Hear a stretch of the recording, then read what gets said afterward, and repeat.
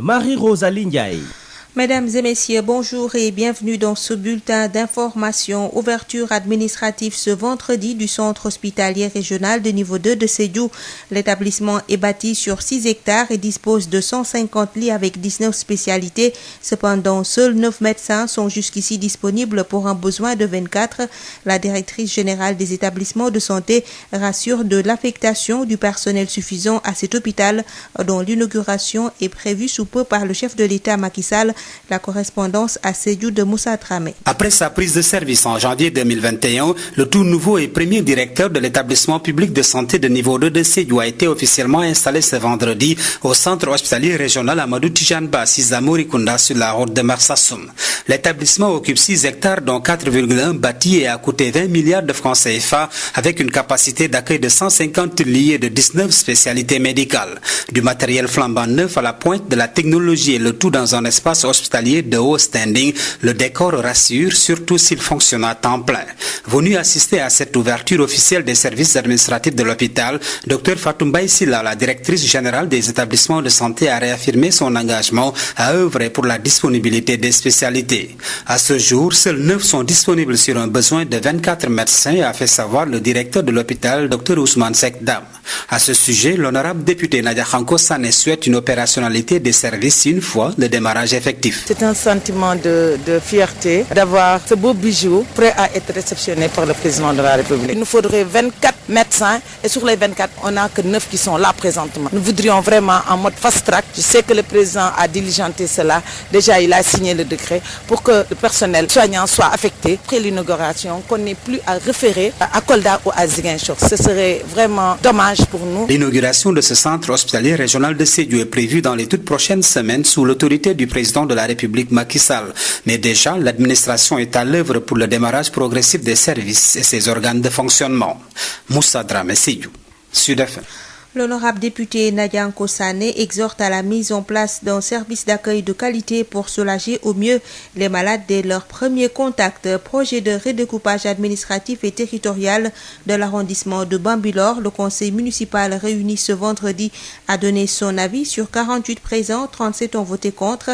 Un soulagement auprès de la population de Bambilor qui a manifesté ce vendredi toute la journée pour s'opposer au projet. La réunion a duré près de 4 tours d'horloge sous haute tension. La ministre du Commerce, non moins responsable politique à Keur Massar, s'est prononcée sur le projet de redécoupage de Keur Massar. Elle approuve et estime que sa candidature à la tête du département lors des locales dépend du chef de l'État, chef de parti Macky Sall. Aminata Assom Diatta s'en explique au micro de Moussa Thiam. Oui, le redécoupage de Keur Massar, je pense qu'il y a déjà des discussions qui sont en cours. Il y a certes le travail technique qui est fait, mais il y a des consultations qui sont menées au niveau local. Donc j'ai vu des convocations pour que les communes puissent se prononcer. Donc je pense que dans un premier temps, en tout cas aborder cette question actuellement pourrait quand même être prématuré. Mais je ne pense pas que le découpage impactera notre action dans la commune de Keur Massar et dans le futur département de Keur Massar. Nous restons engagés auprès des populations et nous comptons leur apporter des réponses. Et nous pensons également que les Massarois doivent prendre leur destin en main et commencer à réfléchir sur le nouveau Keur Massar. Qu'est-ce que nous voulons faire de Keur Massar? Qu'est-ce que nous attendons en tout cas d'une prochaine équipe municipale? Quelles sont nos ambitions? Et je pense qu'il ne faut pas qu'ils restent en retrait, qu'ils attendent qu'on leur fasse une offre, mais ils doivent être proactifs et aller dans ce sens. Madame la ministre a des ambitions quand même pour diriger la municipalité. J'aurais préféré quand même qu'on recentre le débat. C'est une question intéressante et nous y reviendrons dans les prochaines semaines. Mais je voudrais vraiment qu'on recentre les débats et tout en rappelant que je suis de l'Alliance pour la République, donc également de Benno Bokk Yakaar. Et le dernier mot reviendra donc au chef de l'État. Marie-Rosalie Ndiaye. hôpital régional bu niveau 2 bu diwaanu Sédhiou door na liggéey bi ci wàllu administration mu di ab hôpital boo xam ne nag ñu ngi ko tabax ci lu toll ci juróom-benn hectare ci suuf te mu mën a dalal lu toll ci téeméer ak juróom fukki lal am na it lu toll ci fukk ak juróom-ñeenti spécialité ci wàllum paj waaye nag ci jamono ji ci ginnaaw ba ñu xaymaane war nañu soxla lu toll ci ñaar fukki médecin ak juróom-ñeent dong lañ fa affecté gum terewul directrice générale des établissements de santé di dalal xel yi di yëgle ne képp koo xam ne war nañu ko fa affecté rek lu ni mel daañ ci soobu laata ñoo inauguré boobule hôpital te njiitu réew mi Macky Sall nar ko def ci ayuba si ñu jëm ñu teewlu Moussa Dramé. gannaaw bu mu dooree liggéey ci janvier atum 2021 nekk directeur bu njëkk bi ñuy tàbb ci l'établissement public de niveau 2 fii ci diwaanu Sédhiou ki nga xam ne si moo di directeur hôpital bi it daanaka dañ ko gàttandu ci barab bile di centre hospitalier régional Amadou Tidiane Ba nekk bu bees fii ci diwaanu Sédhiou féetewu ci Morikunda ci tali bi dox jëm Marsassoum kër gi di EPS2 bu Sédhiou ñu ngi koy sanc ci juróom benn hectare waaye tabaxit ci ñeenti hectare ak li tegu ci koppar tollu ci ñaar fukki milliards ci CFA mu am ci téeméeru lal ak juróom fukk ak it ci ay spécialité ci wàllu médecine toll ci fukk ak juróom-ñeent ci biir it ay jumtukaay yu bees tax lañ ci dal di indi it mu nekk loo xam ne dafa méngoog jamono rawat na su lépp di dox comme ni mu ware kii di docteur Fatou Mbaye Sylla nekk directrice générale établissement santé fii ci Sénégal feddaliwaat na taxawaayam ngir lépp loo xam ne si moom lañ ci war a indi ci waa kër docteur yi ñi mun leen ko jébbal lu gën a gaaw xam le la li ni mel jamono joo xam ne ci lañ doon toggal directeur hôpital bi di Ousmane Seck Dam moom mii di Ousmane Seck Dam gannaaw ba mu doon addu xamal na ci ne it ci soxla boo xam ne toll na ci ñaar fukk ak ñeent waa kër docteur yi loo xam ne moo ñëwagum toll ci juróom-ñeent ci wàllu woowee sax kii di honorable député Nadiakhanko Sané sopp lool bu ñu dooree liggéey bi it ñi bañ a rawale maladie yi feneen. tey de moom mbégte rek président nag dégg suñu wax tax mu jox ñu hôpital boo xam ne di niveau 2 la am 150 lits ci médecins yi 9 ñoo fi nekk te 24 soxla nañ ko donc am na benn gap.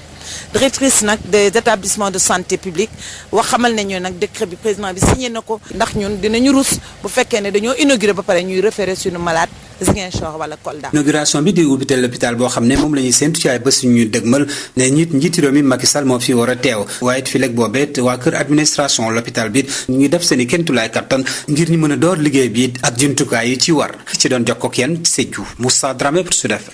honorable député Nadianko Sané nag nee na bëgg-bëgg moo di ñu taxawal ab service d'accueil bu jàppandal su ko defee malade yi nga xam ne ñoo nar a dikki ca hôpital boobee ngir seen wér-gu-yaram mën a am noflaay gannaaw dalal boo xam ne ñu ngi ko ciy xaar ñu wax ci projet de redécoupage administratif et territorial bu soxal arrondissement bu Bambilor conseil municipal bi mu ngi doon lëlu tey jii gannaaw ñeent fukki nit ak juróom-ñett yi nga xam ne teewe nañ fa fanweer ak juróom-ñaar ñoom dañoo wote ne ànduñu ca boobule projet mu doon nag loo xam ne dafay wàcce coono gu bari askan wi nga xam ne ñu ngi doon xëy tey di amalay manifester ngir wane ne ànduñu ca boobule projet ba tey ci lu soxal projet yu ni mel soxal Kër Massar bi yoon ki nga xam ne moo di ministre du commerce Aminata Assome Diatta nekk fa it njiit ci wàllu politique nee na bu fekkente ne am na loo xam ne dafa jëm ci élection locale yi ngir mu toog wala jongante bokk ngir mën a jiite département bu Kër Massar loolu dina aju ci njiitu réew mi Macky Sall nga xam ne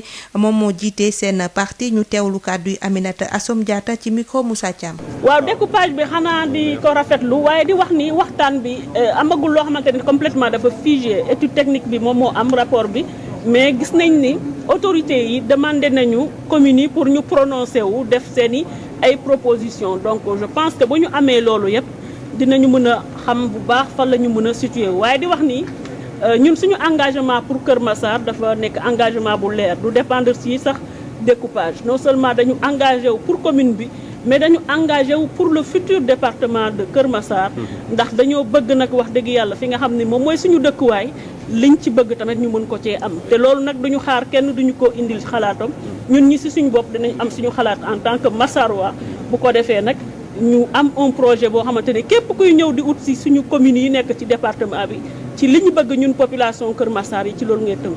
samp nga sa ndënd moom déet pour département bi. bon pour samp dën am na solo trop waaye nag comme man Alliance pour la République laa bokk ci Benno Bokk Yaakaar dañuy xaar suñu kilifa yi rek ñoom ñoo war a mën a joxe seeni kaddu waaye dans tous les cas ñun dañu nekk engagé vraiment ndax nag wax dëgg yàlla fi nga dëkk foofu nga am te boo sañoon doo ñëwee kenn fu ci dëkkuwaayam. Marie Rosalie Ndiaye. mbokk yi fii la ñu yem ak yéen ci xibaar yi ma bàyyi leen ak Imam Seck ci seen émission Almin Ba.